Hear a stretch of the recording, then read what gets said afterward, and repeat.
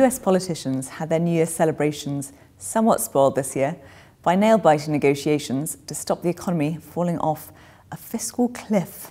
I'm joined by Professor Roy Batchelor from Cass's Faculty of Finance to talk about what exactly that means. So Roy, what exactly is the fiscal cliff and why is it suddenly so important?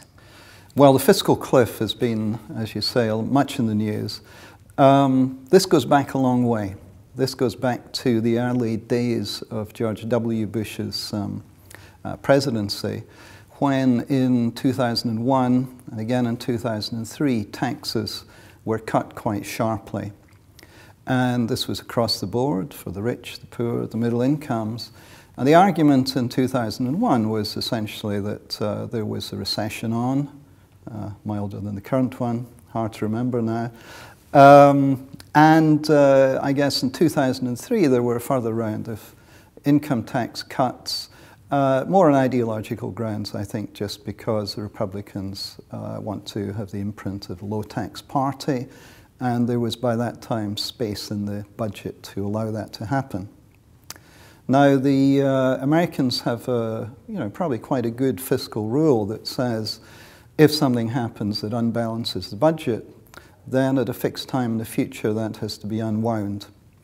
And the unwinding of these tax cuts happened around about 2009, 2010, which of course was right on top of the current recession and the worst possible time to have tax cuts. So at that point, a deal was done to extend the tax cuts of the Bush era up to January the 1st this year.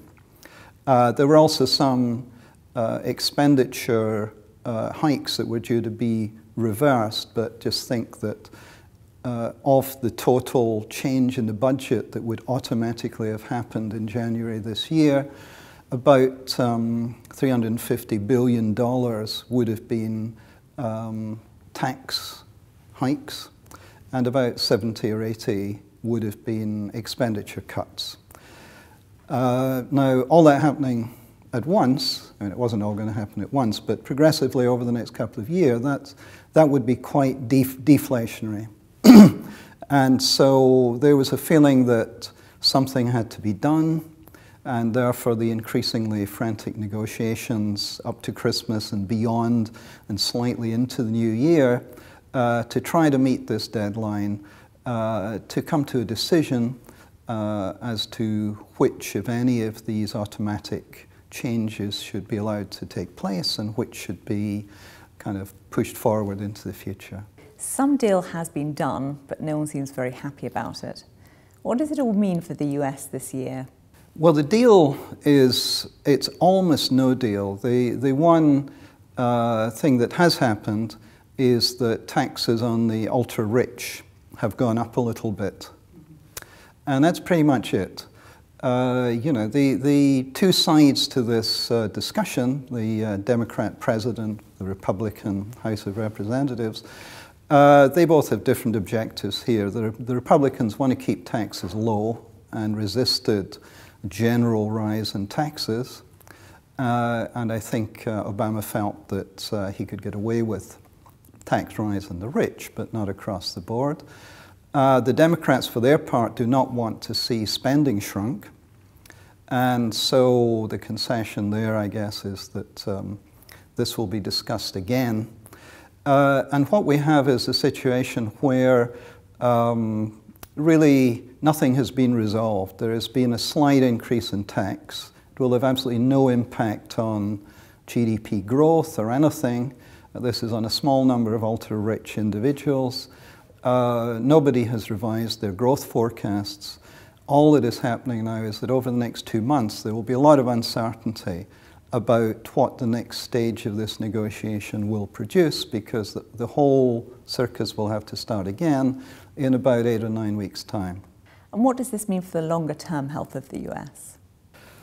I think the long-term economic health of the US is probably assured not because of what is happening in the political system, but because the US has very strong supply-side capabilities. That is, US growth has always come from really increases in productivity, invention, use of technology, sort of active seeking out of markets. And I think all these strengths are there in the long term. So I think nothing that is going on at the moment is seriously damaging that trend growth prospect. I think what is happening, however, is that a lot of uncertainty is being generated around the fact that the political system has become more and more polarized.